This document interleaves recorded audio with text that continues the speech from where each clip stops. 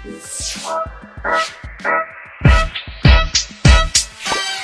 calon peserta didik baru SMA, SMK, SLB di Jawa Barat. Jangan lupa sistem penerimaan murid baru atau SPMB 2025 akan segera dimulai. Pantengin terus seluruh media sosial Disdik Jabar biar kamu nggak ketinggalan informasi seputar SPMB Jabar 2025.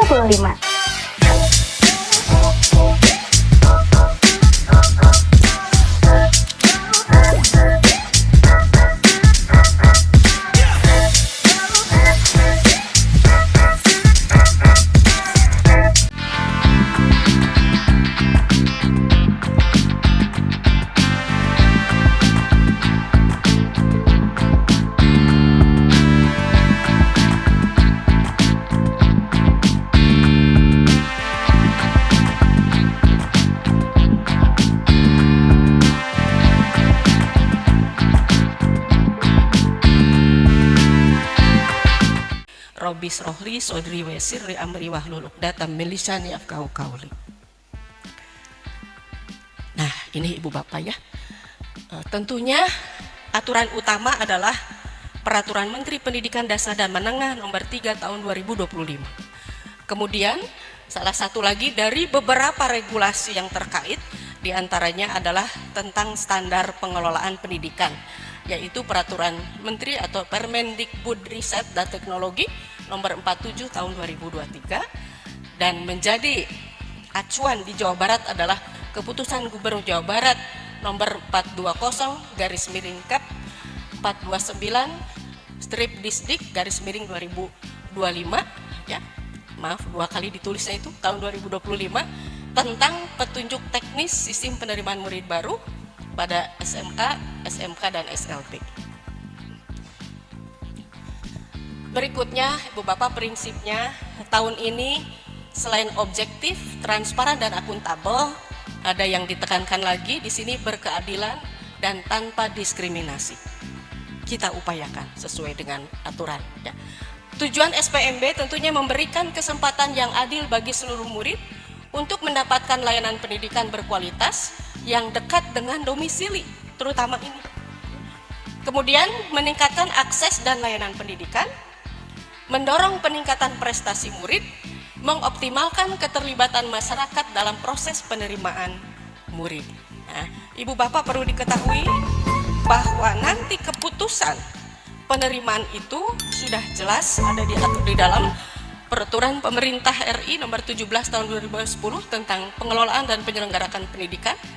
Di pasal 82 ayat 3 ini dinyatakan keputusan penerimaan calon peserta didik menjadi peserta didik dilakukan secara mandiri oleh rapat Dewan Guru yang dipimpin oleh Kepala Satuan Pendidikan. Ya, jadi Disdik hanya mengelola sistem untuk mempermudah begitu ya. Sedangkan keputusannya sendiri itu ada di Satuan Pendidikan melalui rapat Dewan Guru. Bagaimana SPMB tahun ini? Ya, harus terbiasa sekarang Ibu Bapak. Dulu kita menyebutnya PPDB, sekarang SPMB gitu ya. Jadi sebagaimana biasa sebetulnya seharusnya itu semua dalam jaringan atau online ya. Tetapi kita tidak menutup mata, masih ada daerah-daerah atau satuan pendidikan yang masih terkendala untuk akses ke jaringan, maka kita fasilitasi juga dengan luring. Luringnya seperti apa? Kita lihat dulu ya Ibu Bapak yang jaringan. Yang daring dulu, jadi tentu ini kita ada dua aplikasi Ibu Bapak. Yang pertama website SPMB ya, itu nanti kita lihat alamatnya di slide berikutnya. Ini dikelola oleh Disdik ya, sebagaimana tahun lalu gitu. Yang kedua, kita juga bekerja sama dengan Diskominfo yang melayani nanti untuk akses SPMB bisa melalui handphone ya, baik itu berbasis Android maupun berbasis iOS. Jadi ada aplikasinya namanya Sapa Warga ya, ini caranya. Nanti ke App Store atau ke Play Store cari Sapa Warga. Kemudian apa nanti yang akan dilakukan dalam jaringan? Di antaranya adalah proses input data pendaftar, kemudian mengunggah atau mengupload dokumen-dokumen persyaratan Selanjutnya diseleksi secara otomatis oleh sistem dan ditayangkan nanti hasil seleksinya. Kemudian yang luring bagaimana?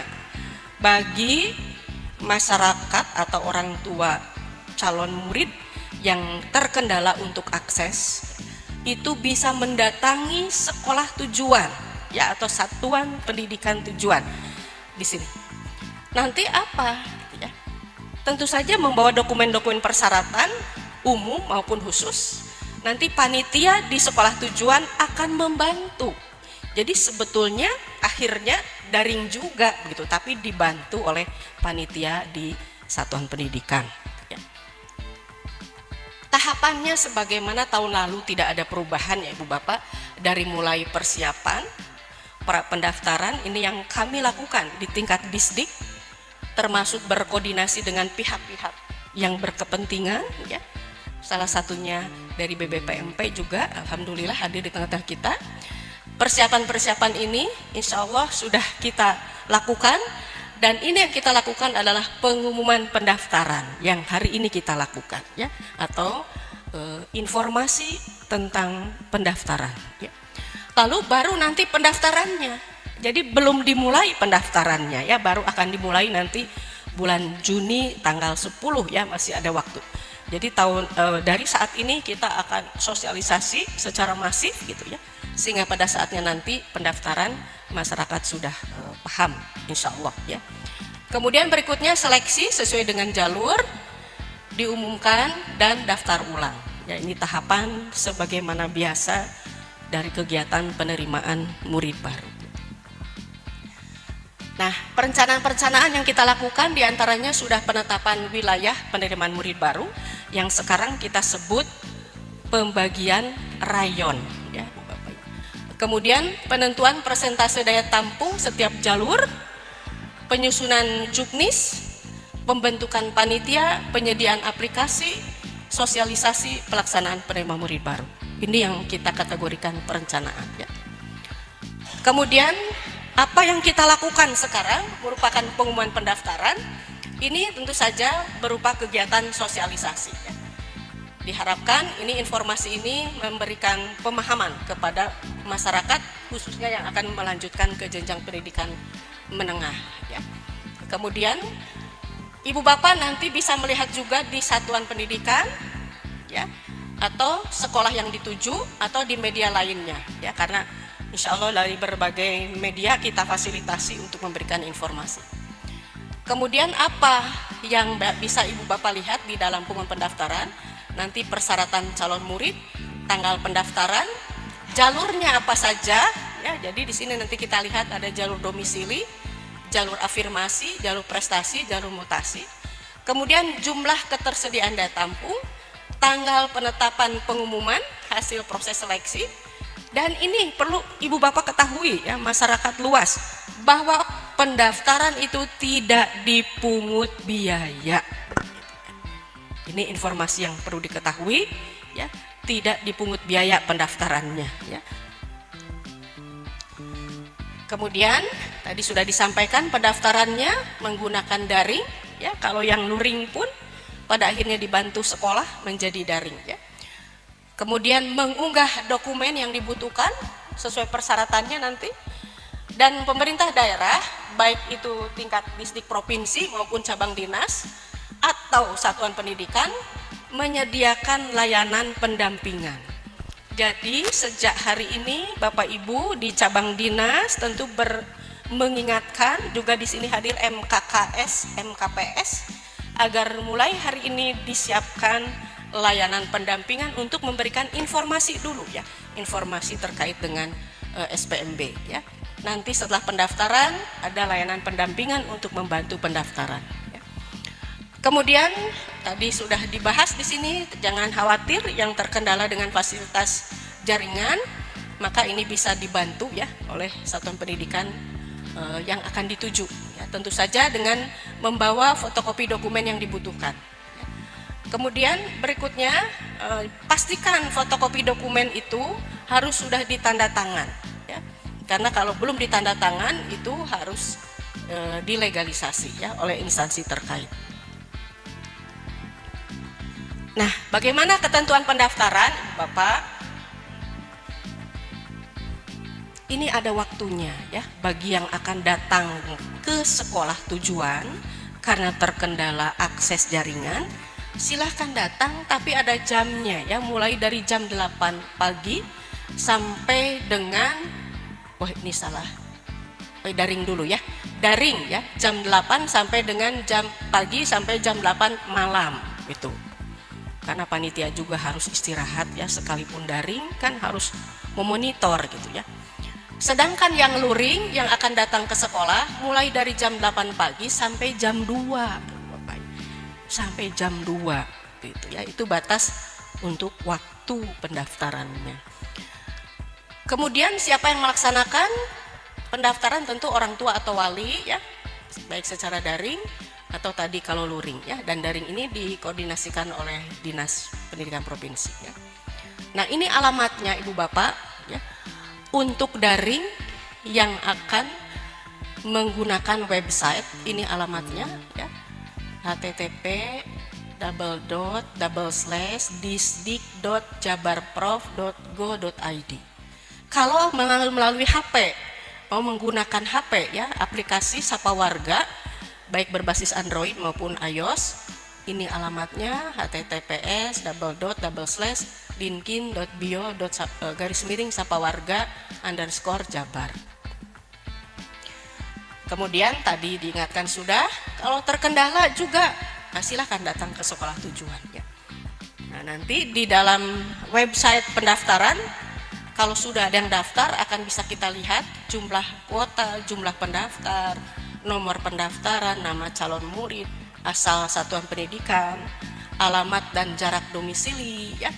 Kemudian hasil perhitungan nilai rapot, prestasi yang dimiliki, peringkat hasil seleksi. Ya, ini sekurang-kurangnya ini akan dimutakhirkan ya, dimutakhirkan secara berkala sekurang-kurangnya tiap 2 hari sebelum hari, sekurang-kurangnya 2 hari sebelum hari pendaftaran berakhir. Siapa yang bisa melihat? Tentu yang memiliki akun ya, yang memiliki akun untuk masuk ke dalam aplikasi tersebut ya. Dan akun ini sudah diberikan pada bulan Maret yang lalu, ketika ada koordinasi dengan Kepala Dinas Pendidikan Kabupaten Kota, diinformasikan, lalu oleh tim Disdik disampaikan ke para operator di SMP dan MTS. Berikutnya, bagaimana dengan yang sekolah dari luar negeri?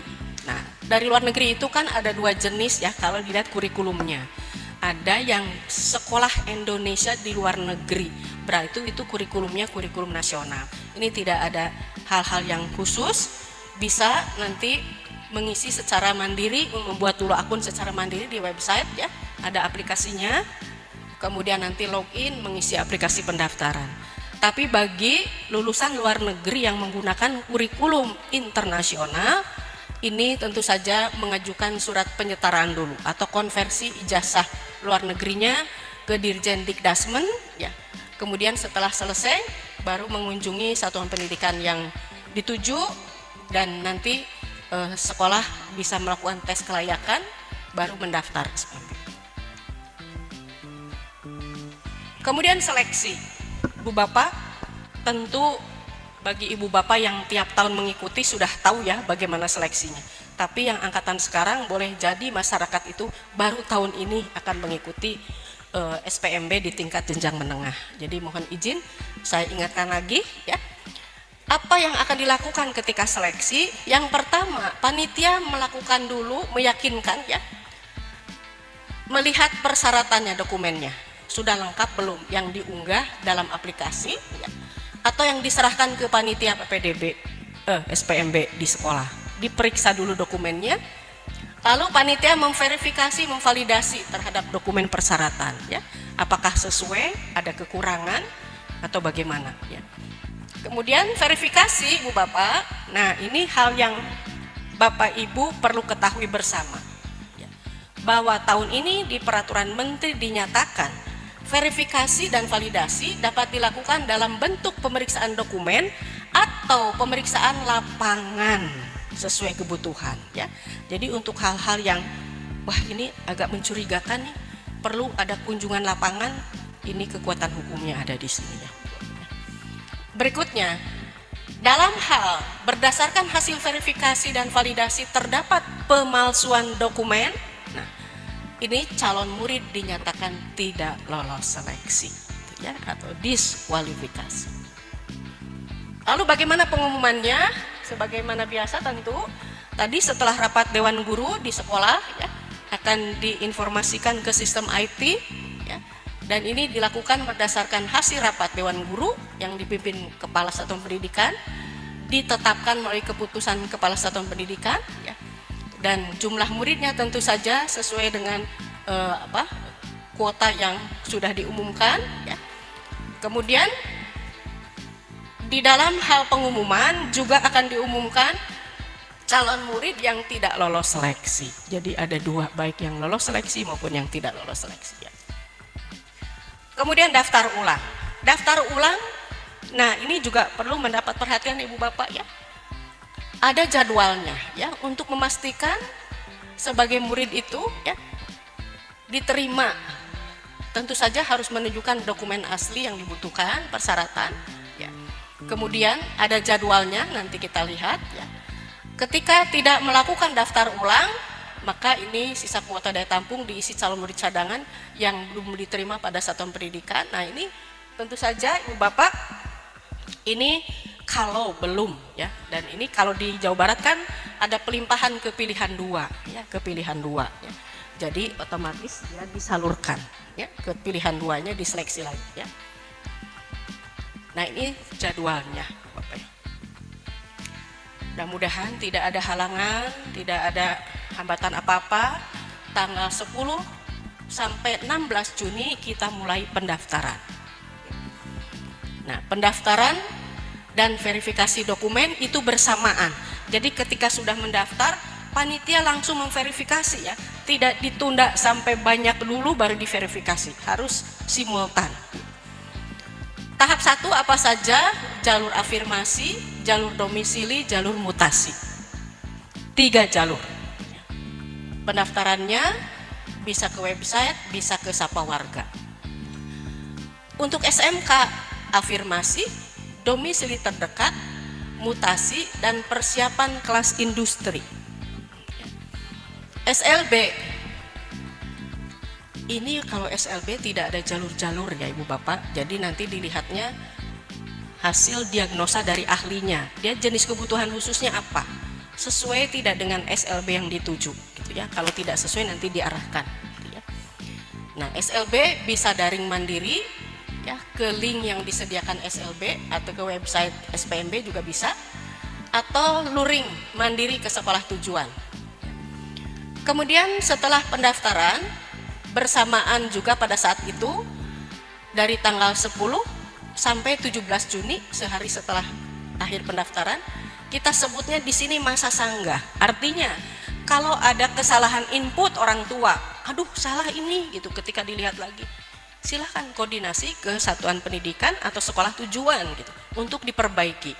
Nah ini ada masanya, jadi tidak boleh melebihi ini ya, harus segera orang tua itu memeriksa lagi apa yang diinputnya sudah sesuai tidak ya, ada kesalahan tidak gitu ya.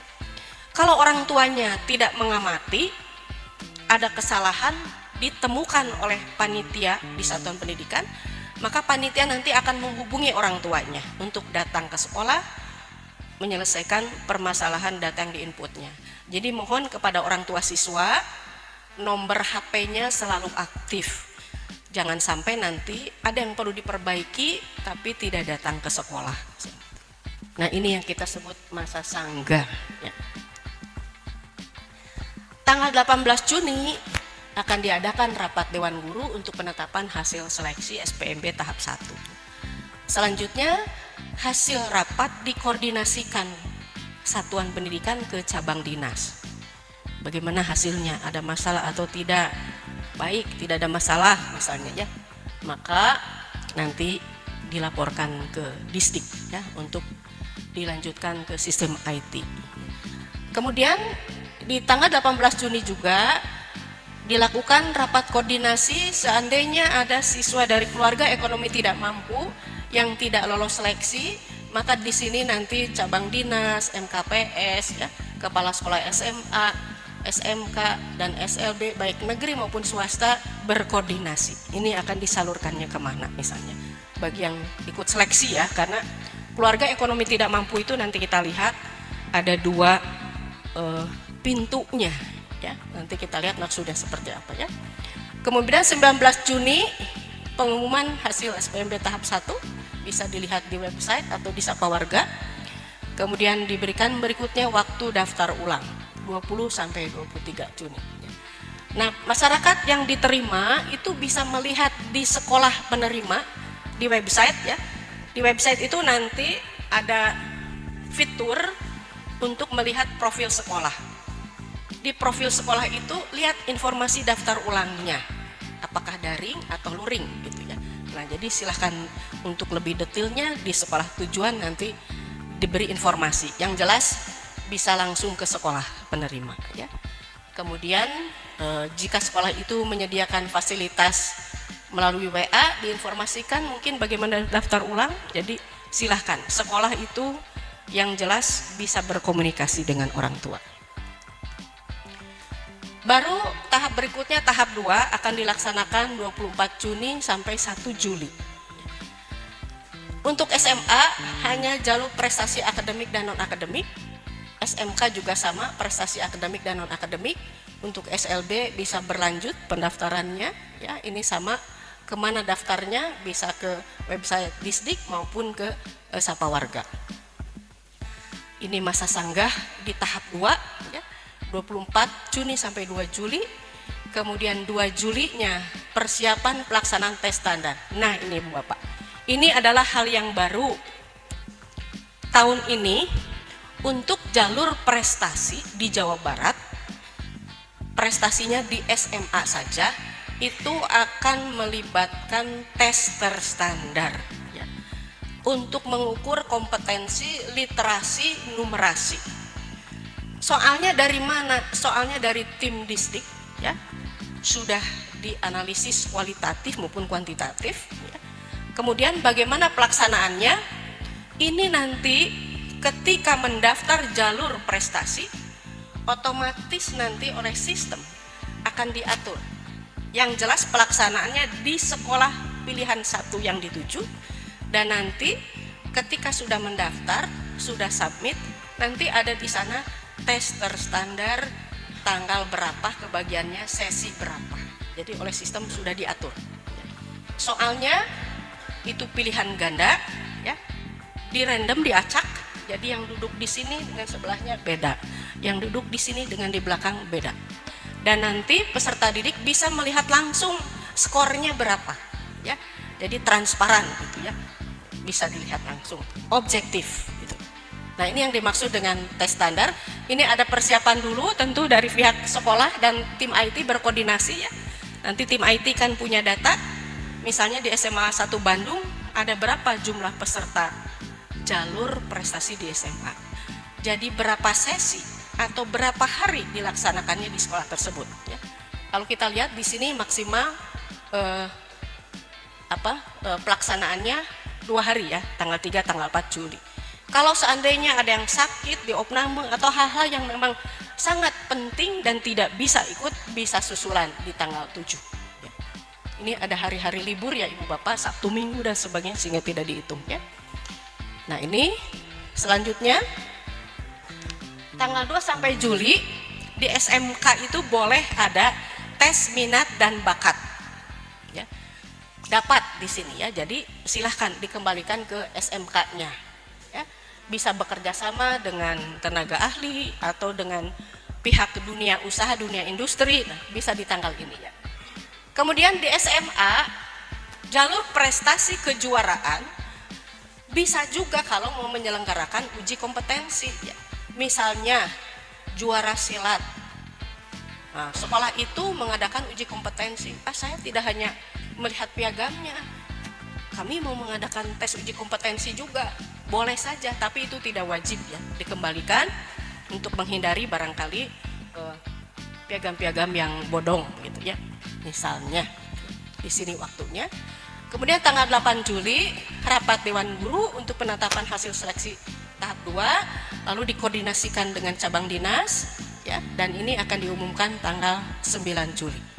Daftar ulang 10 sampai 11 Juli, dan menurut kalender pendidikan Provinsi Jawa Barat ini adalah tahun ajaran baru.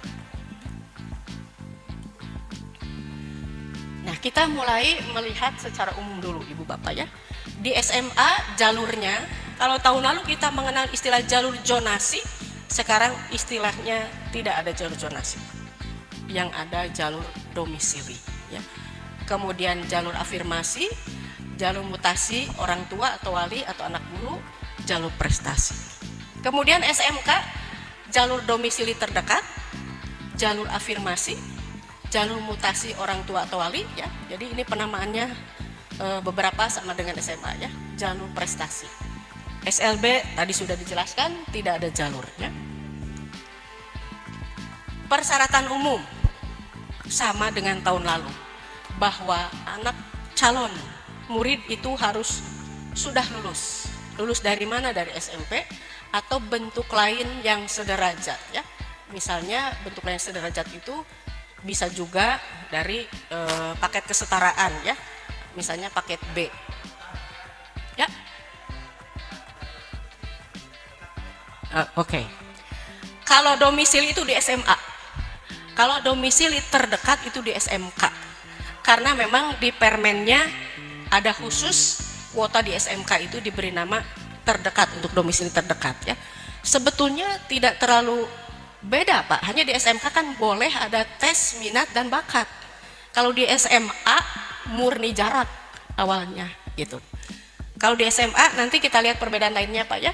Kalau ada di batas kuota ada jaraknya yang sama, diseleksi keduanya kemampuan akademik kalau di SMA. Enggak, itu non Pak Ade. Baik, kita lanjut.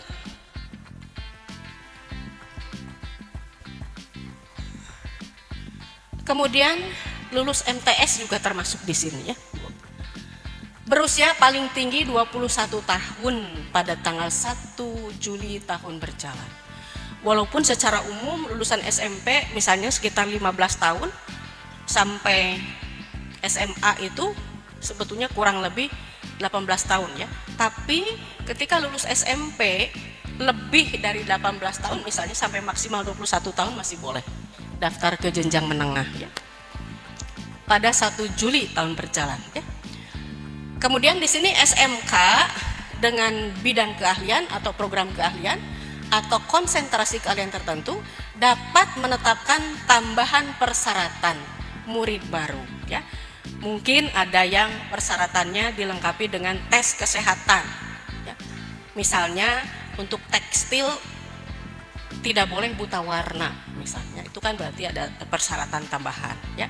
Untuk bidang keahlian tertentu mungkin ada tinggi yang harus minimalnya berapa, nah itu diserahkan ke SMK sesuai dengan program atau bidang keahlian ya.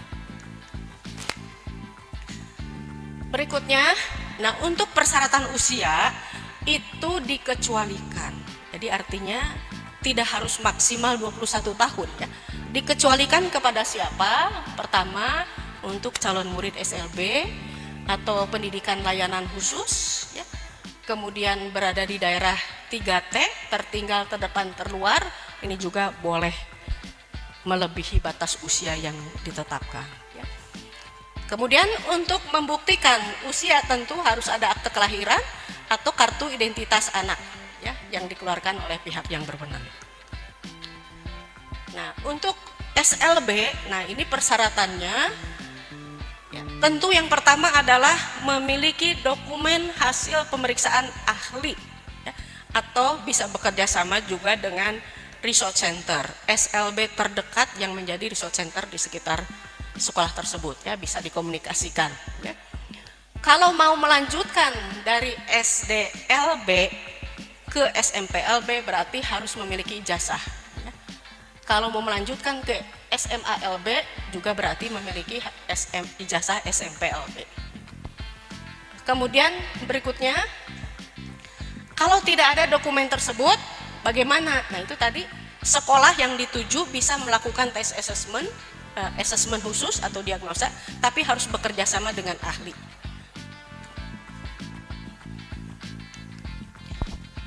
Sekarang dokumennya Bapak Ibu ya, tadi persyaratannya, sekarang dokumennya. Tentu saja dokumen yang utama adalah ijazah SMP sederajat atau surat keterangan yang berpenghargaan sama. Misalnya ijazahnya belum terbit, nah bisa meminta ke sekolah asal surat keterangan lulus, atau misalnya surat keterangan sudah mengikuti tes akhir ya. Nah silahkan satuan pendidikan SMP atau MTS bisa memberikan dokumen-dokumen tersebut. Kemudian untuk SLB yang harus ada ijazahnya hanya yang akan melanjutkan ke SMP LB dan SMA LB. Berikutnya kartu kelahiran, kartu identitas anak, batas usia 21 tahun pada tanggal 1 Juli dan belum menikah ya. Ini berarti harus ada akta kelahiran atau kartu identitas anak. Dokumen berikutnya kartu tanda penduduk orang tua, kartu keluarga yang menerangkan domisili calon murid ya. Kemudian yang terakhir ini bagi semua calon murid ya, orang tuanya harus mengisi ya. Nanti ada yang disebut dengan dokumen surat pertanggungjawaban mutlak yang menyatakan data calon murid itu asli dan bersedia dikenakan sanksi jika terbukti ada pemalsuan, dibubuhi meterai, ditandatangani, kemudian diunggah nanti ke sistem atau di-upload. Nah, ini formatnya juga ada di website ya. Baik, sekarang persyaratan khusus jalur domisili. Tentu yang pertama adalah memiliki kartu keluarga, diterbitkan paling singkat 1 tahun sebelum tanggal pendaftaran. Jadi kalau pendaftaran tanggal 10, tanggal 9 itu 1 tahun gitu ya, sekurang-kurangnya maksimalnya di situ ya. Kemudian jika calon murid tidak memiliki kakak karena keadaan tertentu itu apa di sini? Bencana alam, gempa, longsor misalnya ya, atau bencana sosial, ada huru-hara yang menyebabkan dia harus bermitigasi ya, pindah ke daerah lain. Nah, kartu keluarganya boro-boro diamankan gitu ya, rusak atau hilang. Nah, maka ini dapat diganti dengan surat keterangan domisili yang memuat keterangannya mengenai apa ya. Pertama, di surat keterangan domisili itu harus ada menjelaskan bahwa dia sudah atau paling singkat sudah 1 tahun berdomisili di tempat itu ya. Kemudian harus menjelaskan jenis bencananya apa ya, itu untuk yang korban bencana alam atau sosial. Nah, berikutnya tentang kakak, ini Bapak yang perlu mendapat perhatian khusus. Kartu keluarga yang diperbaharui karena ada perubahan anggota keluarga ya, misalnya melahirkan atau ada yang meninggal, jadi bukan pindah domisili ya, itu kan ada perubahan ya, perubahan anggota keluarga yang jelas bukan perpindahan domisili perubahannya, sehingga terbitnya kurang dari 1 tahun ya. Misalnya tanggal 9 kan harusnya sebelum pendaftaran ya, pendaftaran kan tanggal 10, tanggal 9 itu harusnya 1 tahun sekurang-kurangnya, ternyata dia 9 bulan atau 10 bulan kalau dihitung. Kenapa? Ternyata kartu keluarganya ada perubahan. Cek dulu perubahannya itu pindah domisili atau bukan. Kalau bukan, perubahannya itu mungkin karena ada yang melahirkan jadi masuk anggota baru, atau ada yang meninggal dicoret, itu boleh gitu ya, kurang dari 1 tahun. Nah, tetapi ada tetapinya ya, wajib melampirkan fotokopi kartu keluarga sebelumnya dan atau melampirkan surat keterangan dari RT RW yang menjelaskan berapa lama yang bersangkutan telah menetap. Itu di permen ada itu Bu Bapak. Jadi kalau ada perubahan anggota keluarga ya, bukan, sekali lagi, bukan karena perpindahan domisili. Begitu ya, kartu keluarga yang hilang wajib melampirkan surat keterangan kehilangan dari kepolisian ya, ya tergantung di wilayahnya, mungkin apa itu polsek yang terdekat ya, beserta surat keterangan dari RT RW yang menjelaskan berapa lama yang bersangkutan telah menetap. Kalau hilang ya lapor dulu polisi, baru ada keterangan dari RT RW-nya gitu. Ya. Ini ada di permen juga. Berikutnya, bagi pemilik kartu keluarga yang data alamatnya tidak lengkap, punten ibu bapak, tahun lalu fakta ditemukan ada penduduk di sekitar daerah timur ya, Bandung Timur, apa itu Cileunyi gitu. Alamatnya itu hanya desa anu tos lah gitu. Teu aya jalan, RT, RW, nomor rumah tidak ada. Nah, itu berarti kan tidak lengkap ya. Ini sulit kan kalau tidak lengkap. Maka ini wajib memotret rumahnya dengan hasil foto nampak depan rumah terfoto lengkap. Potret gitu, nanti fotonya diunggah ya ke sistem IT. Lalu apa? Menyertakan patokan rumah, menjelaskan keberadaan bangunan atau gedung di sekitarnya.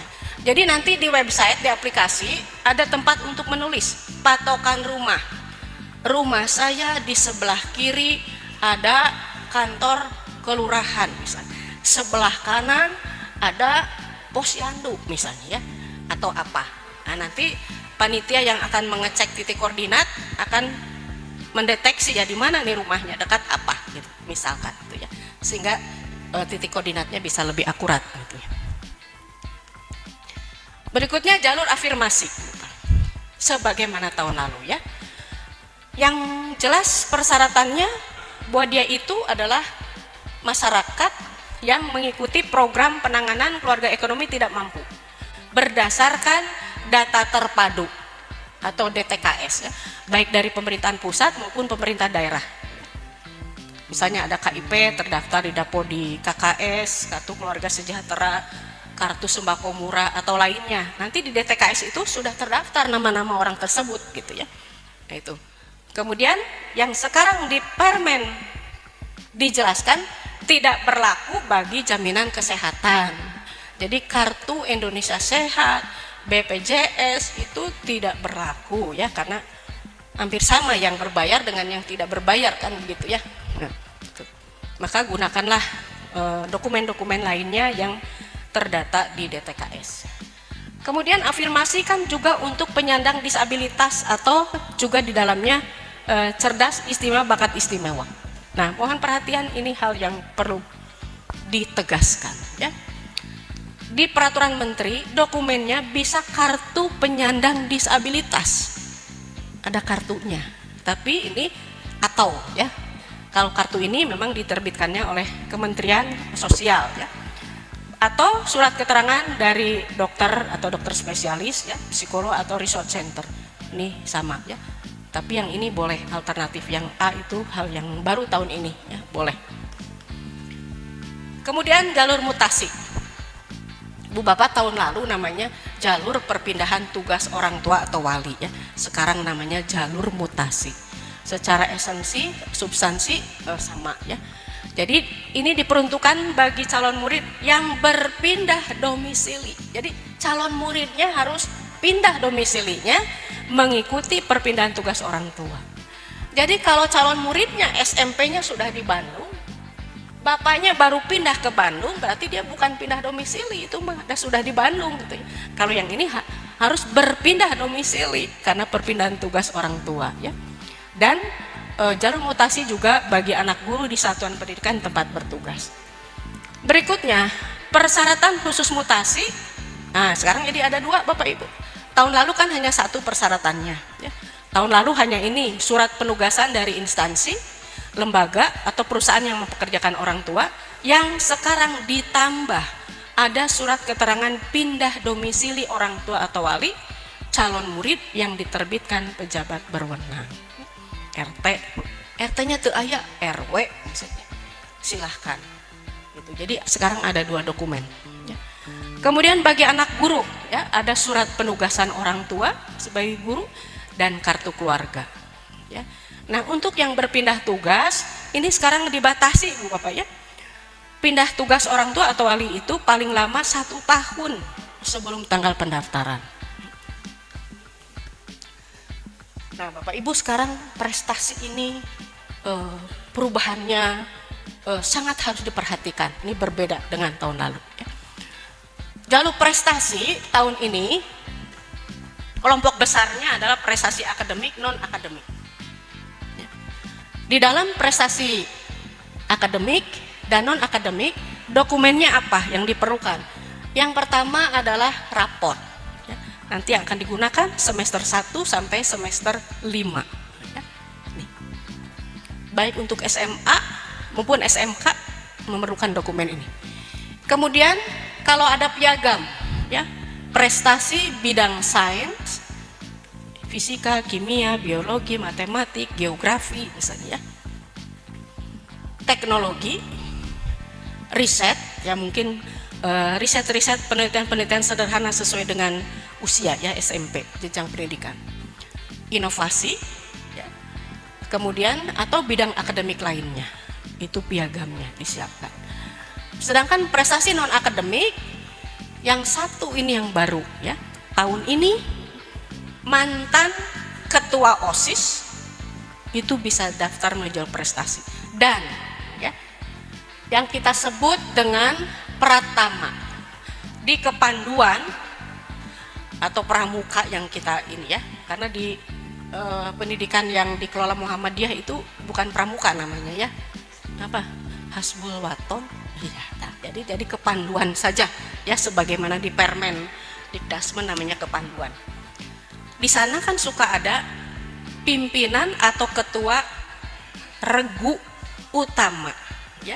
Jadi dia yang memimpin pasukan penggalang, namanya pratama. Ini pun bisa mendaftar melalui jalur prestasi non akademik, ya.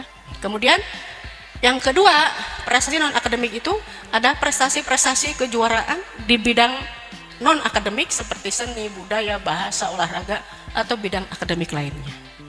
Itu piagamnya juga disiapkan. Jadi persyaratan khusus, maaf ini loncat ke afirmasi, oh ya betul. Dokumennya sekarang, ya, dokumennya. Jadi kalau afirmasi jelas tadi, ya, juga dengan jalur domisili terdekat maksudnya, dan domisili ini memerlukan kartu keluarga, ya, dokumen khususnya yang paling dekat 1 tahun. Bagi yang tinggal dengan wali, nah ini, ya, atau tidak tinggal dengan orang tua karena berbagai alasan. Yang pertama yang harus diperhatikan adalah tetap telah berdomisili paling singkat 1 tahun, dibuktikan dengan kesesuaian data kota, kabupaten, kecamatan pada kartu keluarga wali dengan sekolah asal. Misalnya dia tinggalnya dengan wali, kita harus meriksa di rapot. Di rapot itu ada nama orang tua garis miring wali. Nah, nama walinya harus ada di sana, ya. Kalau dia memang sudah dari kecil ataupun sudah lama dengan wali, ijazahnya juga mungkin namanya nama wali. Jadi kita bisa lihat gitu, ya. Kecuali kalau yang meninggal itu kan mungkin meninggalnya baru dan sebagainya kan. Nah, kemudian ini, ya, yang disebut dengan dicek kesesuaian nama wali pada buku rapot atau ijazah. Kalau dia itu orang tuanya meninggal, ya, perlu melampirkan surat kematian dari RT RW, ya, tempat meninggal orang tuanya di mana. Atau kalau dia itu tinggal dengan wali karena cerai orang tuanya, melampirkan surat atau akta cerai dari instansi berwenang. Tuh, ya, karena tinggal dengan wali pasti ada alasannya.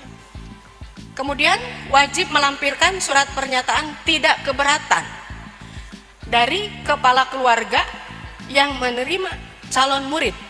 Jadi kalau tinggalnya dengan wali, si wali ini harus membuat surat pernyataan tidak keberatan, dia tinggal dengan saya dan masuk di dalam kartu keluarga saya, gitu, ya. Jadi jangan mengaku-ngaku berdomisili di dalam satu keluarga, tapi kepala keluarganya tidak tahu karena ada itu kejadiannya seperti itu. Jadi tidak sepengetahuan yang pemilik alamat tersebut. Kemudian ada surat kuasa pengasuhan dari orang tua. Maksudnya orang tuanya di sini memberikan kuasa, ya, kepada walinya untuk diasuh oleh walinya. Kalau orang tuanya masih ada dan anak itu terpaksa tinggal dengan walinya, jadi orang tua memberikan surat kuasa pengasuhan, gitu, ya. Nah, ketentuan ini berlaku hanya untuk yang lulusan tahun 2025 ya. Karena kalau tahun lalu lulusnya mungkin memang sudah lama tidak tinggal dengan orang tuanya. Berikutnya berbicara yang afirmasi untuk murid berkebutuhan khusus. Ibu bapak, murid berkebutuhan khusus itu kan bisa disabilitas ya. Tunanetra, tunagraha dan berbagai tuna lainnya misalnya. Kemudian bisa juga untuk siswa cerdas istimewa, bakat istimewa. Nah, mohon perhatian, ini yang berbeda ya, tahun lalu tidak dicantumkan, ini dicantumkan sekarang. Kalau yang pertama mah sudah pasti ya, ada surat dari ahlinya ya, yang menyatakan dia berkebutuhan khusus. Yang kedua, kalau dia mengaku cerdas istimewa, bakat istimewa, dari hasil psikolognya itu harus mencantumkan 3 hal ini. Tiga-tiganya harus tertulis di dalam suratnya. Yang pertama tentang IQ. IQ orang cerdas menurut Wechsler ini IQ-nya di 130 ke atas. Harus tercantum. Kalau tidak menggunakan skala Wechsler, misalnya skala lain, diberi keterangan. Kalau disetarakan ke skala Wechsler, berapa skala Wechslernya? Gitu ya. Kemudian yang kedua harus menyatakan bahwa yang bersangkutan kreativitasnya tinggi. Yang ketiga, yang bersangkutan komitmennya tinggi terhadap tugas. Jadi harus ada 3 indikator baru kita sebut dia cerdas istimewa. Kemudian yang bakat istimewa ya. Nah, bakat istimewa ini kan lebih spesifik pada bidang praktek gitu ya. Jadi bisa olahraga, musik, menari dan sebagainya. Nah, ini dia mendaftarnya difasilitasi melalui jalur prestasi saja. Jangan ke afirmasi PDBK. Kalau mau ke afirmasi PDBK, maaf, calon murid berkebutuhan khusus ya. Kalau dulu namanya kan PDBK, peserta didik berkebutuhan khusus. Kalau dia mau mendaftar, si anak berbakat istimewa ini mau mendaftar ke jalur afirmasi, maka dia harus punya data ini juga, data IQ-nya itu. Jadi kalau hanya bakat istimewa saja, tidak punya data hasil pengukuran IQ, daftar saja ke jalur prestasi. Kemudian, nah kita lihat di sini dokumen persyaratan khususnya untuk jalur prestasi berikutnya. Tentu saja ini nilai raport yang pertama ya, akan dilihat nanti semester 1 sampai 5. Kalau itu kejuaraan berarti dokumen piagam misalnya ya. Kalau kepemimpinan berarti ada surat keterangan dari sekolah asal bahwa yang bersangkutan adalah ketua OSIS atau pratama. Nah, sekarang lebih rinci tentang SMA. Ini Ibu Bapak. Kuotanya untuk jalur domisili 35%, afirmasi 30%, jalur mutasi anak guru 5%, jalur prestasi 30%. Jadi ini mengacu kepada Permen, ya, peraturan menteri. Nah, ini Bapak Ibu, mari kita lihat sama-sama perbedaannya ya. Tahap 1, jalur domisili 35%, dasar seleksinya jarak ya. Ketika ada beberapa siswa di batas kuota jaraknya sama, maka akan dilihat kemampuan akademiknya, yaitu nilai rapot semester 1 sampai 5. Dilihat rata-ratanya per semester, lalu diakumulasikan, ditotalkan, baru diperingkat. Itu kalau di batas kuota ada beberapa siswa yang jaraknya sama. Kalau masih sama berdasarkan kemampuan akademik, dilihat usia yang lebih tua. Ini pilihan sekolahnya 2 negeri, 1 swasta. Kalau dia bersedia disalurkan, ya. Kalau tidak bersedia, ya 2 negeri saja. Kemudian yang afirmasi, keluarga ekonomi tidak mampu dan disabilitas atau CIBI, ya, itu 30%. 25%-nya untuk KETM, 5%-nya untuk disabilitas atau CIBI. Dasar seleksinya jarak.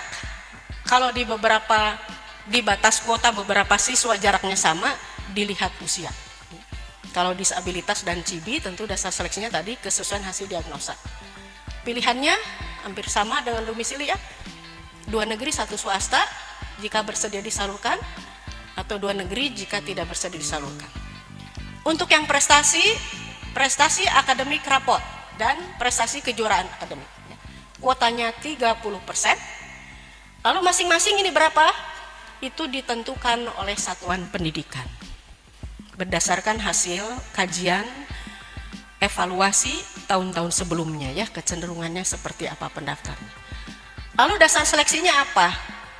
Kalau jalur prestasi akademik rapot, maka nanti nilai rapot ya dan tes terstandar. Kalau akademiknya kejuaraan, skor kejuaraan dan tes terstandar ya. Kalau kejuaraan non akademik, skor kejuaraan non akademik dan tes terstandar. Kalau kepemimpinan, skor kepemimpinan dan tes terstandar ya. Jadi semuanya ini melibatkan tes terstandar. Nah, nanti kalau pada batas kuota ya, ada beberapa siswa yang sama hasil perhitungannya, maka dilihat jarak terdekat. Ini pilihannya sekolahnya ya.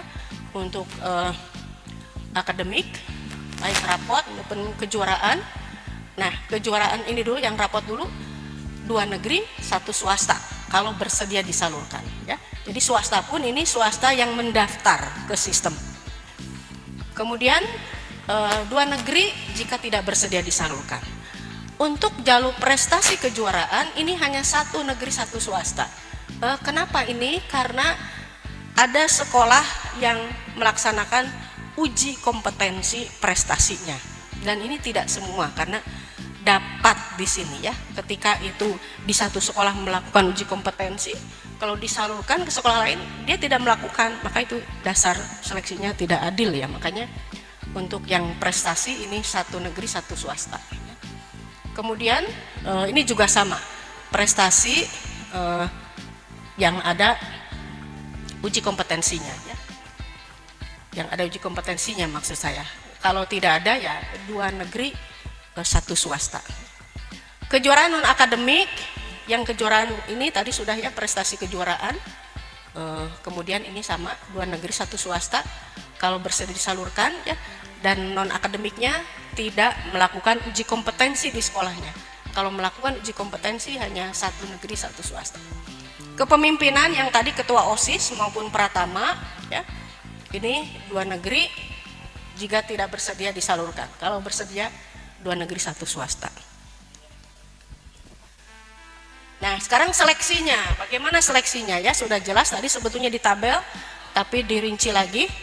Tentu domisili adalah berdasarkan jarak ya.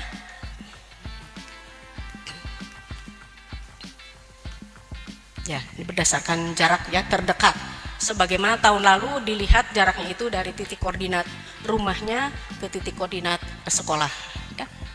Nah, jika tadi melebihi kuota ya, pada batas kuota ada beberapa anak yang jaraknya sama, maka nanti akan diseleksi lagi berdasarkan kemampuan akademiknya, yaitu total rata-rata nilai rapot semester 1 sampai 5. Kalau masih sama juga dilihat usia ya.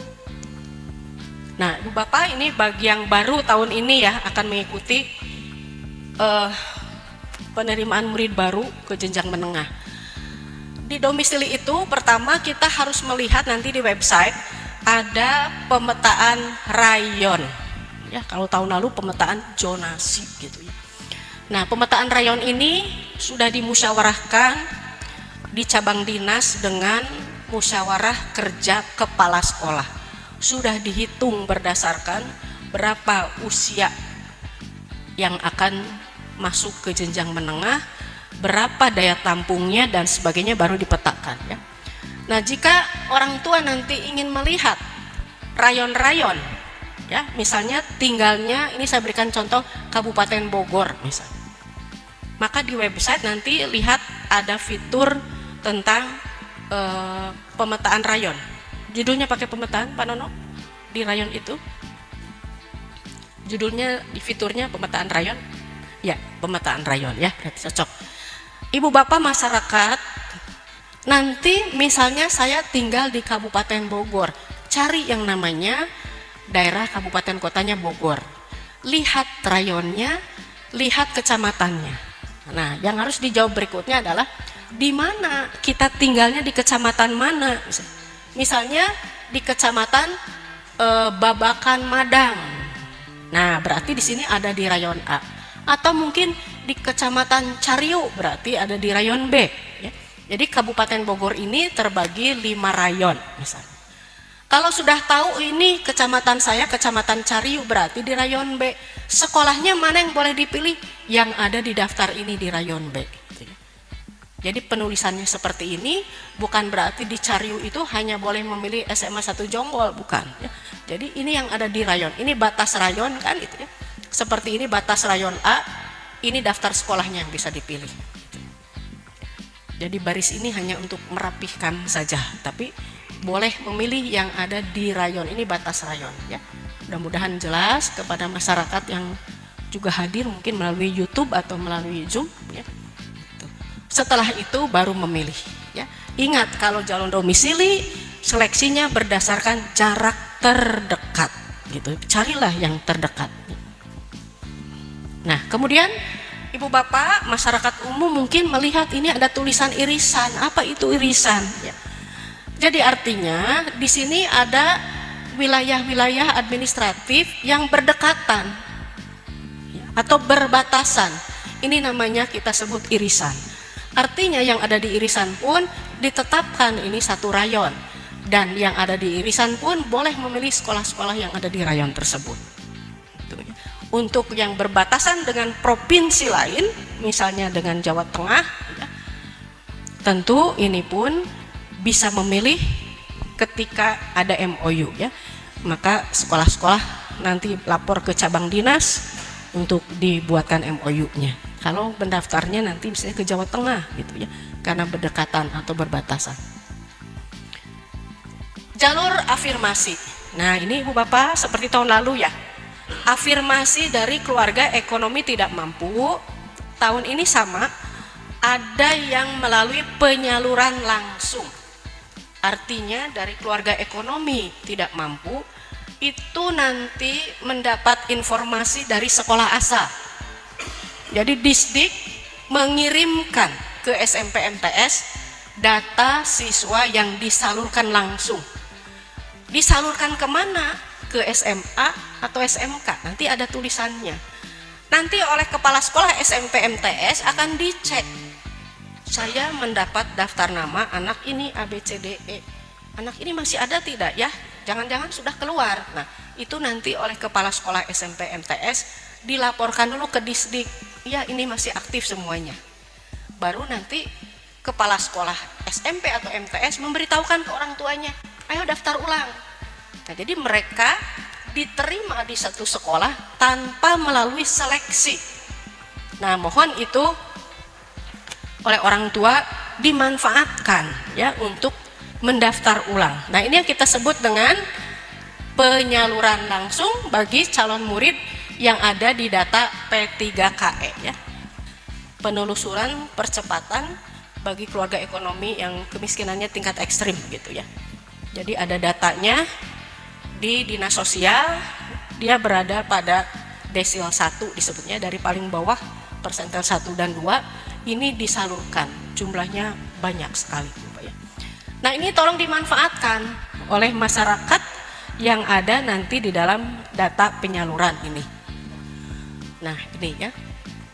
Kemudian jumlahnya berapa? 25%. Jadi Bapak Ibu di satuan pendidikan bagi keluarga ekonomi tidak mampu sebetulnya diawali dengan penyaluran dulu.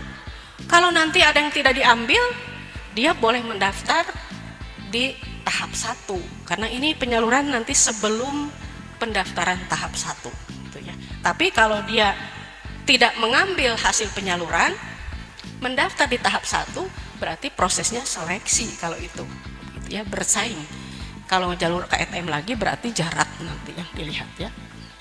Gitu ya. Berikutnya informasi tentang penyaluran ini akan disampaikan melalui sekolah asal. Selanjutnya orang tua daftar ulang ke sekolah yang ditetapkan. Datang, saya diterima di SMA 1 Bogor. Nanti datang ya setelah dicek oleh kepala sekolahnya ada aktif, daftar ke SMA 1 Bogor itu misalnya. Kemudian jika tidak daftar ulang bagaimana? Ini dijatakan mengundurkan diri ya. Kemudian yang mengundurkan diri ini yang disalurkan dapat mendaftarkan diri lagi pada jalur afirmasi KTM tahap 1. Tapi ini kan melalui seleksinya, seleksi non P3KE ya. Kalau calon muridnya bersedia ya, yang non P3KE ini yang bersedia disalurkan tapi tidak lolos ya. Nah, ini non ya, non P3KE. Tidak lolos pada pilihan 1, kedua karena pendaftar melebihi kuota akan dilakukan melalui penyaluran ke sekolah swasta pilihannya. Maka tadi pilihannya kalau bersedia disalurkan ada 3 pilihannya, 2 negeri, 1 swasta. Kemudian jika tidak memungkinkan, ya, tidak diterima, tapi kemungkinan besar diterima ya. Penyaluran nanti berdasarkan hasil rapat koordinasi kepala cabang dinas dengan kepala SMA negeri dan swasta. Kalau sudah diterima ya di negeri ataupun di swasta melalui jalur KTM, baik pilihan sendiri atau penyaluran, ini tidak dapat mendaftar kembali di tahap 2. Jadi dikunci ya. Dari swasta. Jadi mudah-mudahan melegakan ini, kalau sudah diterima baik di negeri maupun di swasta ini akan dikunci, sistemnya tidak bisa mendaftar lagi ya. Calon murid yang tidak bersedia disalurkan, tidak diterima, dapat mendaftar kembali di tahap 2 ya. Ini yang tidak diterima ya. Kemudian bagi calon murid peserta didik berkebutuhan khusus ya, ini penerimaannya berdasarkan hasil asesmen ketersediaan tenaga pendidik, sarana prasarana dan kuota di sekolah. Mutasi sekarang Bapak, jalur mutasi bagi yang mengikuti perpindahan domisili karena perpindahan tugas orang tua ya, kuotanya hanya 5% ya, juga berikut dengan anak guru maksudnya. Persyaratannya tadi sudah disebutkan, ada surat penugasan perpindahan tugasnya, ada surat keterangan pindah domisili. Pilihannya 3 SMA dan kalau negeri ditambah 1 swasta ya, kalau bersedia disalurkan. Tentu saja ini beberapa hal menjadi pertimbangan untuk seleksinya. Yang untuk seleksi perpindahan tugas orang tua adalah tempat domisili. Jadi bukan kantornya ya. Bukan dari kantor diukur ke sekolah, tetapi dari tempat domisili ya, sesuai mutasinya. Kemudian jarak terdekat dari domisili ke pindahan sekolah itu akan diperingkat ya. Kalau masih sama, ada beberapa yang sama usia calon murid. Jalur prestasi Bapak ya, tadi sudah dijelaskan kuotanya ya, 30%. Prestasi akademik meliputi prestasi nilai rapot dan prestasi kejuaraan. Non akademik prestasi kejuaraan dan prestasi kepemimpinan. Persyaratannya tadi juga sudah dijelaskan, ini lebih rinci ya di SMA.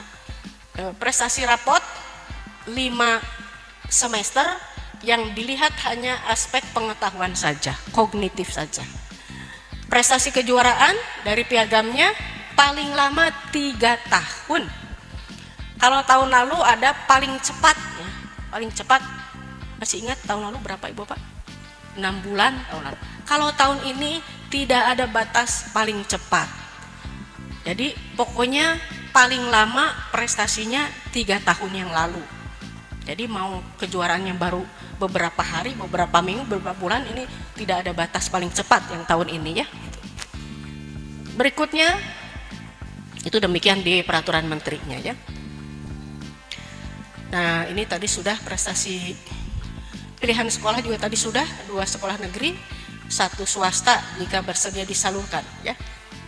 Kalau yang prestasi kejuaraan di sekolahnya ada uji kompetensi, berarti hanya memilih 1 negeri dan 1 swasta. Berikutnya jalur prestasi untuk nilai rapot seleksinya. Ini sama dengan tahun lalu Ibu Bapak. Pemeringkatan total rata-rata nilai rapot semester 1 sampai dengan 5 pada semua mata pelajaran untuk di SMP MTS. Ini di SMA ya, di SMA itu semua mata pelajaran, karena di SMK nanti beda. Jadi langkah-langkahnya dihitung nilai rata-rata tiap semester dulu ya, semua mata pelajaran selama 5 semester dari semester 1 hingga 5. Jadi nilai rata-rata kita simbolkan NR1 misalnya, NR2, 3, 4 dan 5 ya. Ini akan dihitungnya oleh sistem, Ibu Bapak. Jadi tidak dihitung oleh sekolah asal, tidak dihitung oleh sekolah tujuan, tidak dihitung oleh orang tua, jadi oleh sistem. Ya, nanti kan diinput nilainya. Setelah itu apa? Ditotalkan 5 NR ini ya menjadi total nilai rapot semester 1 hingga semester 5. Lalu hasil tes terstandarnya bagaimana? Tadi kan ada tes terstandar. Nah setelah itu dibobotkan 50% diambil dari total nilai rata-rata semester dan 50% dihitung berapa nilai hasil tes terstandarnya. Jadi pembobotannya 50%, 50%. Baru diperingkat, ya, diperingkat dari yang tertinggi atau terbesar hingga terkecil juga oleh sistem IT. Jika tidak lolos pada sekolah pilihan ke-1, ya tadi akan dilimpahkan ke sekolah pilihan kedua. Kalau 2 juga tidak lolos, kalau dia bersedia disalurkan, dia akan memilih yang ketiganya. Jadi pilihan 1, kedua ini boleh negeri, boleh swasta, Ibu Bapak ya, walaupun pada umumnya memang memilih negeri dulu begitu ya. Tapi sebetulnya tidak ada ketentuan harus ke negeri dulu, ke swasta juga boleh. Tapi yang mendaftar swastanya ya, mendaftar di sistem. Kemudian jika terdapat beberapa siswa pada batas kuota daya tampung ya, nilainya sama, maka diperingkat tadi berdasarkan jarak terdekat. Nah, saya beri contoh ini struktur kurikulum, Bu Bapak, ini struktur kurikulum ya, didasarkan kepada peraturannya. Ini SMP, ini madrasah sanawiyah. Bedanya di pendidikan agama, di madrasah sanawiyah itu ada 4 pelajaran agamanya ya. Bedanya yang lain apa? Di madrasah sanawiyah ada bahasa Arab. Yang lainnya ini beragam ya. Tentang seni budaya dan prakarya, ini pilihannya sebetulnya banyak. Tetapi nanti kita pilihnya 1 saja. Caranya bagaimana? Kalau di sekolah itu ada lebih dari 1, maka dirata-ratakan dulu jadi 1 nilai gitu ya. Demikian pula di madrasah sanawiyah sama. Ini adalah mata pelajaran kelompok seni budaya dan prakarya. Sama ini pun kalau di sekolah itu ada seni musik, ada seni rupa misalnya, maka dirata-ratakan dulu menjadi 1 nilai ya. Demikian pula muatan lokal. Muatan lokal itu di peraturannya bisa seni budaya, bisa prakarya, bisa PJOK, bisa bahasa, bisa teknologi. Ini pun hanya di inputnya 1 saja. Dan nanti kalau lebih dari 1 dirata-ratakan hanya menjadi 1 nilai. Ya. Baru tiap semester nanti dihitung rata-ratanya dan ditotalkan. Ini yang kejuaraan berikutnya. Ya, tadi sebetulnya sudah dijelaskan supaya lebih rinci, ya, Bu Bapak. Kalau sekolah itu menyelenggarakan uji kompetensi, jadi dites lagi gitu, misalnya juara apa dia silat misalnya, diuji lagi, maka ada rumus dulu ya. Berapa jumlah skornya? Skor dari mana? Dari piagamnya, skor kejuaraan. Dan nanti berapa skor hasil uji kompetensinya? Baru ada pembobotan ya. Ini bagi sekolah yang menyelenggarakan uji kompetensi. Kalau tidak, ya tidak pakai rumus ini ya. Baru nanti menghitung nilai hasil tes terstandar. Kemudian dibobotkan lagi, 50% diambil dari hasil penghitungan ini ya. Dan 50% dari nilai hasil tes terstandar akan dihitung oleh IT. Baru diperingkat dari yang terbesar sampai terkecil. Jika tidak lolos, tadi sama ya, ketika memilih 2, tidak ada swastanya, ya diseleksi di pilihan 1 dulu baru kedua. Kalau ada pilihan ketiga, dilanjutkan ke pilihan ketiga. Ini kalau ada beberapa siswa pada batas kuota memiliki nilai yang sama, akan diperingkat berdasarkan jarak terdekat. Nah, Ibu Bapak, ini contoh pedoman penskoran. Jadi ini nanti ada di website dan ada di lampiran Juklak ya. Sama Ibu Bapak ya, tapi bagi masyarakat yang baru akan mendaftar ke jenjang menengah, mungkin ini hal yang perlu dipahami. Di dalam penskoran ada kejuaraan yang diselenggarakan oleh Kemendikbud Riset dan Teknologi ya, karena tahun lalu namanya masih ini ya, belum Kemendikdasmen. Atau diselenggarakan Kementerian Agama. Ini nilainya lebih tinggi daripada yang di luar Kemendikbud Riset dan Teknologi dan Kemenak ya. Kita ambil contoh juara internasional ya. Kita lihat kalau dia kejuaraan tunggal di sini 455, tapi kalau di luar Kemenak dan Kemendikbud Ristek 400. Kemudian kejuaraan tunggal dengan bergu lebih tinggi yang tunggal skornya ya. Demikian contoh ini penskoran ada ya. Jadi dari Paskibra, dari Kuarda ya juga ada di lampiran tentang pedoman penskoran. Nah, kemudian bagaimana dengan yang tadi kepemimpinan ketua OSIS atau Pratama? Ini juga sama ya. Dihitung dulu skornya. Skornya disetarakan dengan tingkat internasional yang diselenggarakan oleh Kemendikbud Ristek ya. Baru nanti dilihat juga hasil tes standarnya, lalu dihitung bobotnya ya. 50% skor kepemimpinannya, 50% hasil tes terstandar ya. Dijumlahkan oleh sistem, baru diperingkat dari yang terbesar sampai ke yang batas kuota. Ketika tidak lolos samain ya, berapa pilihannya, dicoba disalurkan ke pilihan kedua atau pilihan ketiga. Jika ada yang sama skornya pada batas kuota, maka dilihat dari jarak yang terdekat. Nah, Ibu Bapak, garis besarnya jadi seperti ini ya. Ini pembobotannya, kalau rapot, akademik rapot hanya nilai rapot dengan tes terstandar ya. Kejuaraan hanya skor kejuaraan dengan tes standar. Kejuaraan non akademik skor kejuaraannya dengan tes terstandar. Kepemimpinan yaitu skor kepemimpinan dengan tes terstandar. Jadi semua melibatkan tes terstandar ya. Ini tadi sudah saya jelaskan apa itu tes terstandar.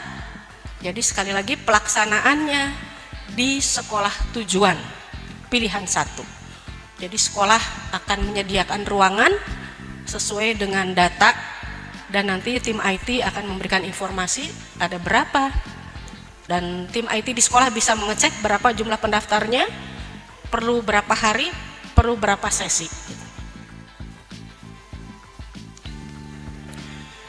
Bapak Ibu di sekolah diupayakan ada handphone cadangan gitu ya, kalau ada siswa waktu tes terstandar terkendala, terganggu gitu ya. Jadi mohon dipastikan juga wifi-nya aktif, ada handphone cadangan gitu ya, karena tidak menggunakan PC, tidak menggunakan personal komputer ya, oleh HP.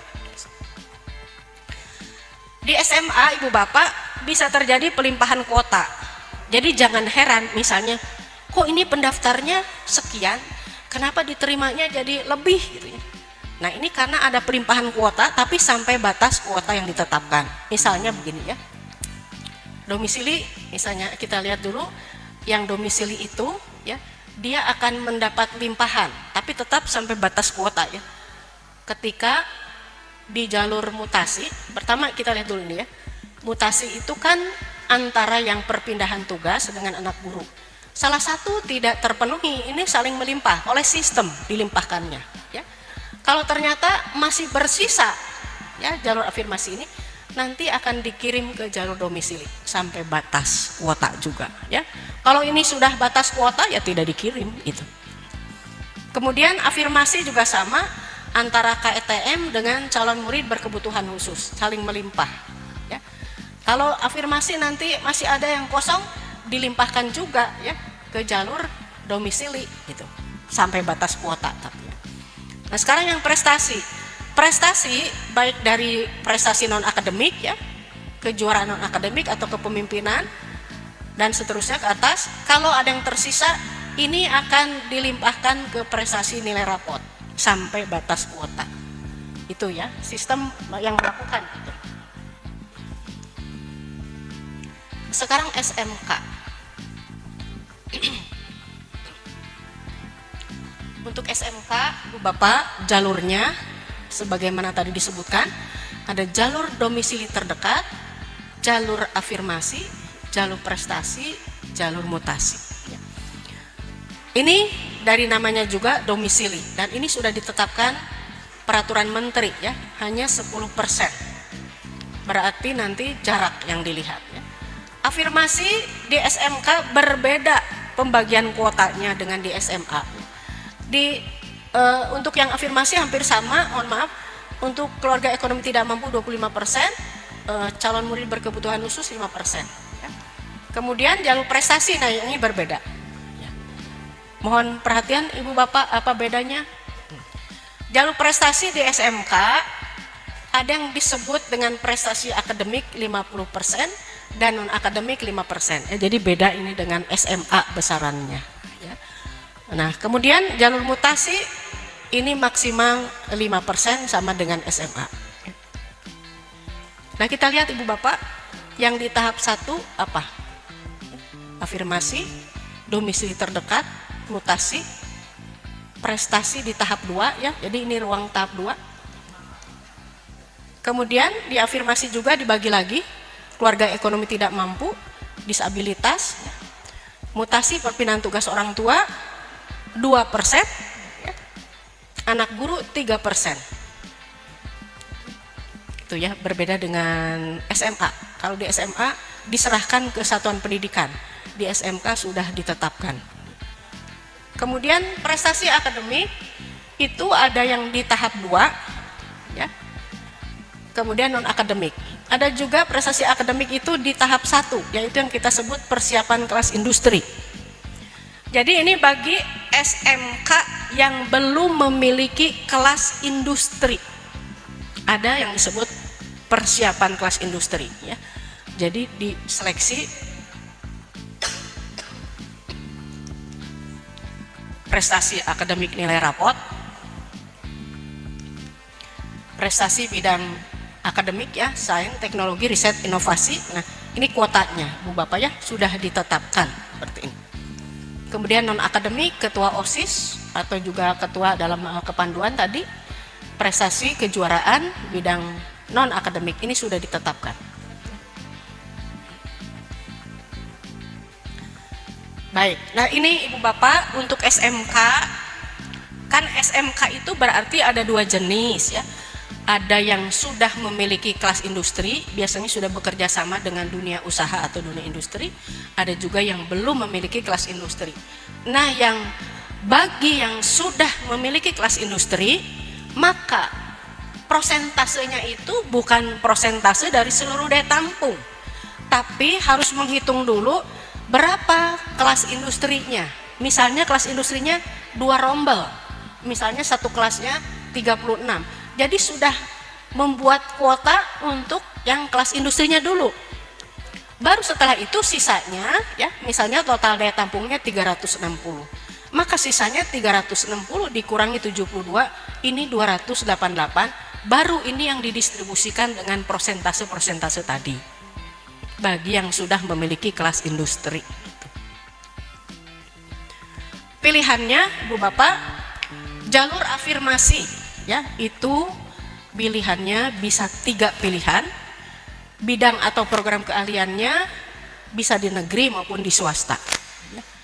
Kemudian jalur prestasi akademik nilai rapot juga 3 pilihan ya, bisa di SMK negeri yang sama atau SMK negeri lainnya atau swasta.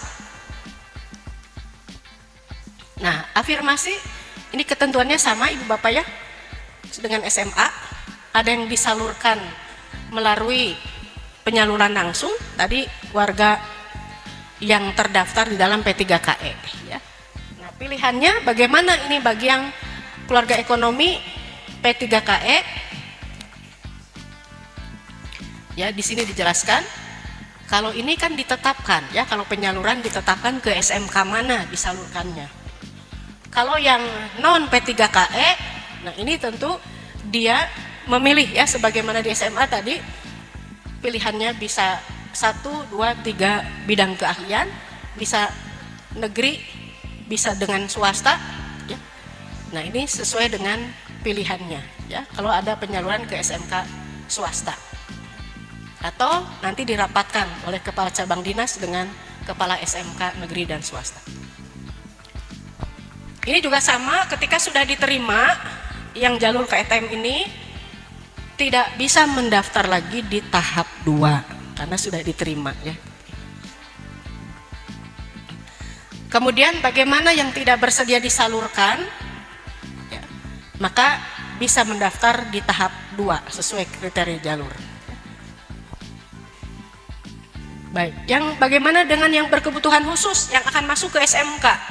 Maka nanti surat dari ahlinya, surat rekomendasinya harus menyertakan dia direkomendasikan ke bidang atau program keahlian apa gitu.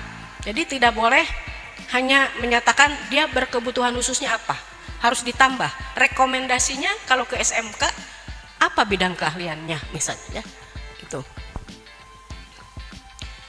Jalur domisili terdekat ini hampir sama kalau di SMA namanya jalur domisili ya, kalau di SMK pakai terdekat. Dokumennya sama dengan jalur domisili SMA, terutama adalah kartu keluarga. Ini juga sama, ketika dia tinggal dengan wali maka ada persyaratan yang sama dengan di SMA ya.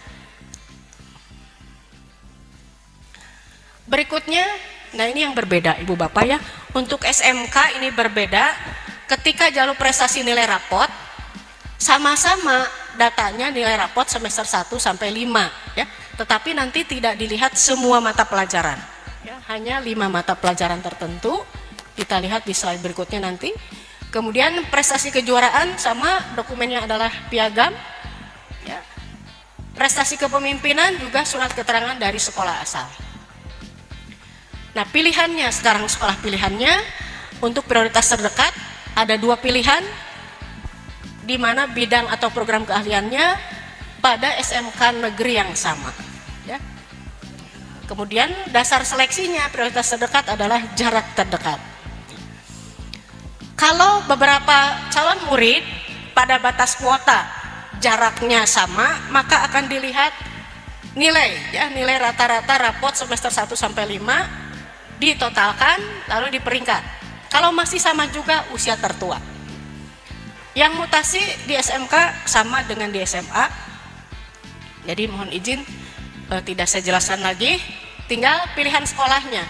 Untuk di SMK pilihan sekolahnya ada 2 dengan bidang atau program keahlian di SMK negeri yang sama. Ya.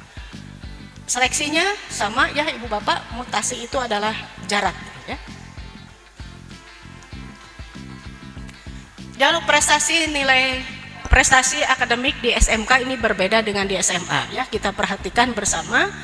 Di sini untuk prestasi persiapan kelas industri atau kelas industri, ya. Prestasi nilai rapot, prestasi kejuaraan akademik. Dan di SMK itu untuk jalur prestasi non akademik meliputi sama dengan SMA, jalur prestasi kejuaraan dan jalur prestasi kepemimpinan. Lalu yang berbeda apanya di SMK? Dasar seleksinya ya. Untuk di SMK kita lihat sekarang untuk sekolah pilihannya jalur prestasi ya, 2 sekolah 2 pilihan, maksudnya bidang dan program keahliannya di SMK negeri yang sama. Kemudian seleksi jalur prestasi, nah ini yang berbeda Ibu Bapak. Ibu Bapak boleh izin spotnya semua mata pelajaran dilihat.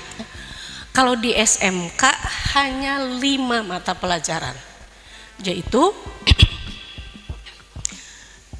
di sini ya, bahasa Indonesia, matematik, IPA, IPS, bahasa Inggris. Tuh. Lalu bagaimana nih? Nah ini akan diberi bobot, pembobotannya sesuai bidang keahlian yang dipilih. Ya. Juga selain itu bisa memenuhi persyaratan khusus. Ya, di SMK itu boleh melaksanakan tes minat dan bakat atau kesehatan. Kita lihat pembobotannya, contohnya Ibu Bapak. Misalnya anak Ibu Bapak tertarik memilih bidang keahlian teknologi konstruksi dan properti. Program keahliannya apa? Misalnya teknik perawatan gedung. Maka tadi yang 5 mata pelajaran ini dibobotkan terlebih dahulu, artinya dikalikan gitu ya. Bahasa Indonesia nilainya berapa? Dikali dulu 2. Matematik nilainya berapa? Dikali 3. IPA nilainya berapa? Kali 3. IPS berapa? Dikali 1.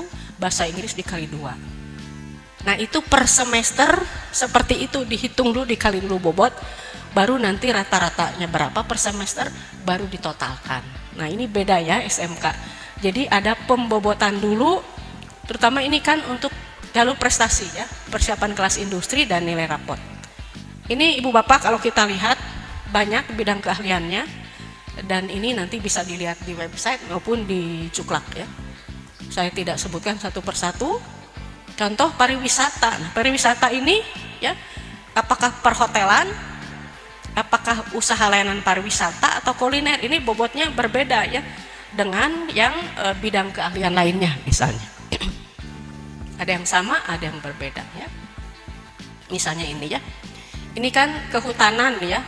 Agribisnis dan agriteknologi, program keahlian kehutanan ini 32132. Ini kan manajemen perkantoran 23312. Berbeda ya. Nah, Ibu Bapak, di SMK itu kan bisa melaksanakan tes minat dan bakat. Bisa ya, bukan wajib, tergantung SMK-nya. Nah, kalau akan melaksanakan tes minat dan bakat, maka SMK itu wajib menyampaikan laporan kepada cabang dinas ya tentang daya tampungnya, waktu seleksi, teknis pelaksanaan, bukti kerjasama dengan Dudi, jadwal tes minat dan bakatnya. Nah, ini Bapak Ibu skema keseluruhannya dari SMK ya, tadi sudah dijelaskan. Saya hanya akan menunjukkan pelimpahan kuota. Jadi jika salah satu jalur kuotanya tidak terpenuhi oleh sistem, nanti akan dilimpahkan ya ke jalur lainnya sampai batas kuota yang ditetapkan. Nah, ini misalnya ini tanda panahnya seperti ini ya. Dari domisili terdekat misalnya tidak terpenuhi ya, atau dari mutasi setelah ini saling melimpah tetap ada kuota kosong, maka akan disalurkan ke afirmasi misalnya ya. Atau dari sini, dari prestasi akademik, persiapan kelas industri tidak terpenuhi 20%, itu masih kosong, maka kuotanya akan ditambahkan ke jalur prestasi akademik nilai rapot. Jadi ada sistem pelimpahan sama. Yang ketiga juga seperti ini ya.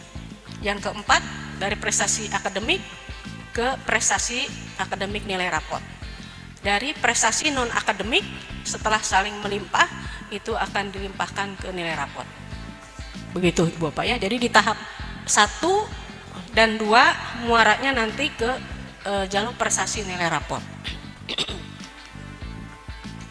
Pada SLB mah paling adem ayem Ibu Bapak.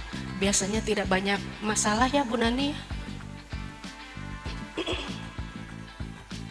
Nah, SLB Bu Bapak ya, tidak ada jalur, sekali lagi tergantung apa jenis kebutuhan khususnya berdasarkan diagnosa ahli. Baru harus mendaftar ke SLB yang sesuai.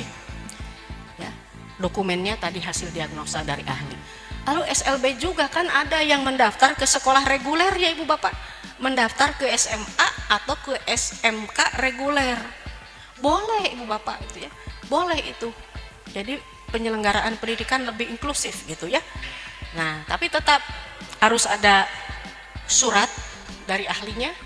Kalau ke SMK disertai dengan rekomendasinya dia bidang keahlian apa atau program keahlian apa ya. Kemudian kalau ke SMA sama, harus ada rekomendasi dari ahli.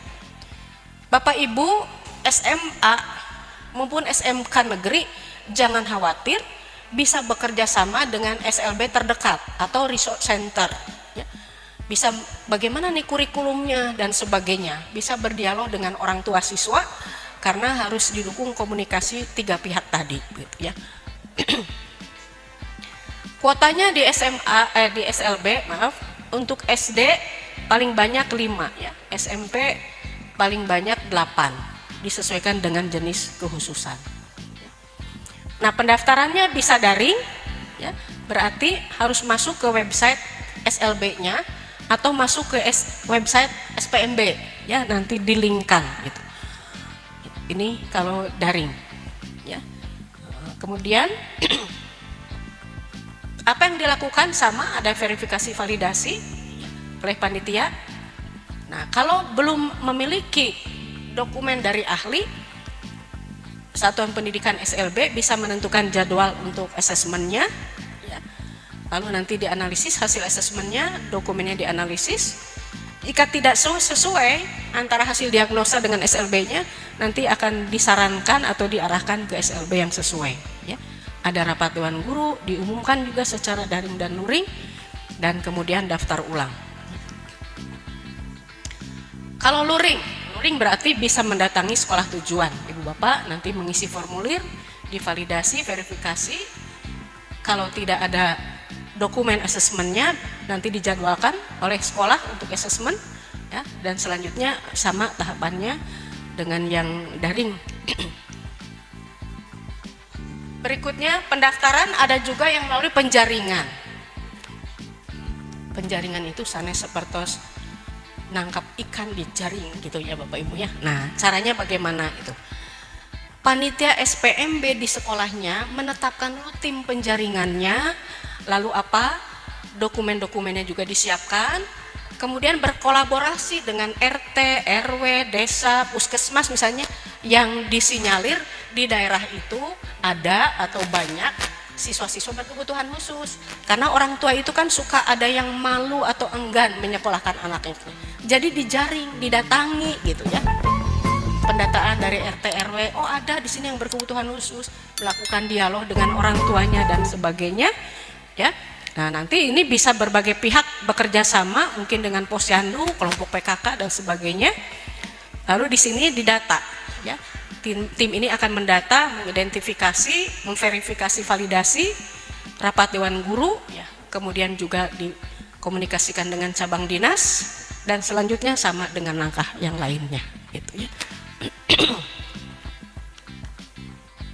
Jadi, nah ini tadi sudah dijelaskan di awal, tapi lebih rinci lagi di slide ini, terutama ya untuk calon murid CIBI tadi ya, cerdas istimewa bakat istimewa. Ya. Tadi ini untuk mendeteksi anak ini cerdas istimewa bakat istimewa, tentu oleh ahlinya. Tadi ada datanya ya. Kalau skala Whisler itu 130 IQ-nya. Kalau skala lain wajib mencantumkan hasil penyetaraan terhadap skala Whisler, memiliki kreativitas tinggi, memiliki komitmen terhadap tugas. Nah, Ibu Bapak, untuk SLB baik disabilitas maupun CIBI itu hasil diagnosanya ya tidak boleh yang dilakukan secara daring. Misalnya, saya mau mendiagnosa anak saya, dia browsing, oh di sini ada nih fasilitas untuk diagnosa tapi secara daring, itu tidak diperkenankan. Ya, jadi harus yang luring, bertemu dengan ahlinya, psikolog atau resource center.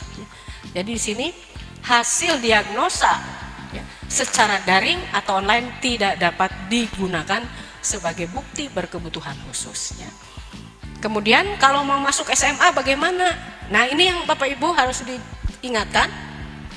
Bapak Ibu yang putra-putrinya berkebutuhan khusus, jangan malu-malu mengkomunikasikan dengan pihak sekolah yang dituju. Karena ada yang putra-putrinya berkebutuhan khusus mendaftarnya melalui jalur domisili gitu ya. Karena tidak kelihatan fisiknya misalnya. Nanti kalau setelah belajar baru ada masalah. Misalnya termasuk slow learner misalnya kebutuhan khususnya. Jadi belajarnya itu lamban. Itu sebetulnya kan harus ada hasil diagnosa dulu dari ahli sehingga sekolah tahu bagaimana memberikan layanannya secara khusus.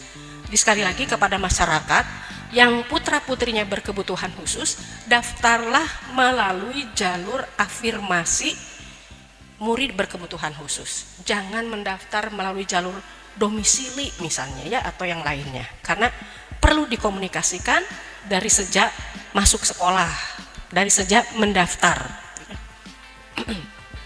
Itu yang perlu ditegaskan untuk siswa atau calon murid berkebutuhan khusus ya. Dan tadi ditekankan lagi untuk ke SMK harus ada rekomendasi dari ahlinya, bidang keahlian apa, program keahlian apa yang sesuai dengan anak berkebutuhan khusus tersebut ya. Berikutnya seleksi pada SLB sudah dijelaskan, tidak ada dasar lain selain melihat kesesuaian hasil diagnosa dengan jenis SLB-nya. Berikutnya pengaduan Ibu Bapak, mohon kepada masyarakat kalau menemukan masalah gitu ya, jangan langsung datang ke Komisi 5 DPRD, ke Ombudsman. Tidak perlu, karena nanti ujung-ujungnya kembali lagi ke satuan pendidikan. Ini ada apa nih? Nah, jadi capek-capek gitu ya. Jadi ke satuan pendidikan saja datang. Nanti satuan pendidikan berusaha menyelesaikannya. Kalau belum selesai perlu penanganan cabang dinas, pasti ke cabang dinas sampaikan. Berhierarki. Selesai di cabang dinas, alhamdulillah. Belum selesai harus dikomunikasikan ke distrik, baru ke distrik gitu ya. Jadi jangan loncat kemana-mana, lakukan, sampaikan pengaduan itu secara hierarkinya begitu ya. Nah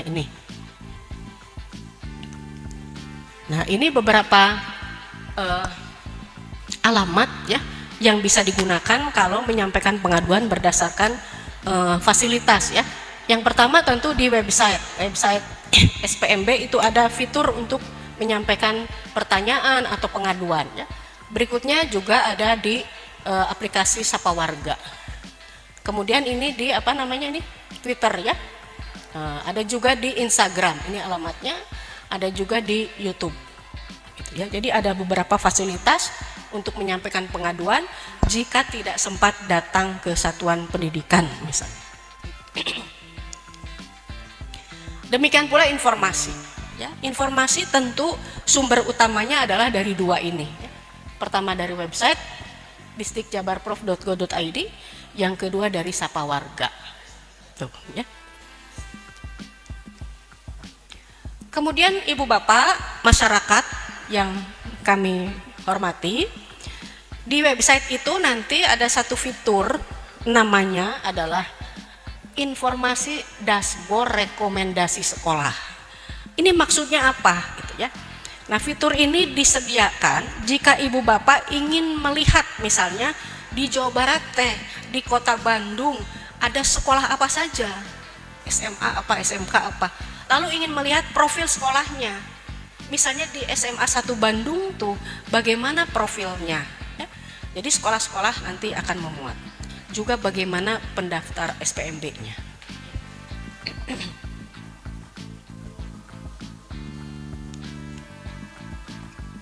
Alhamdulillah, pas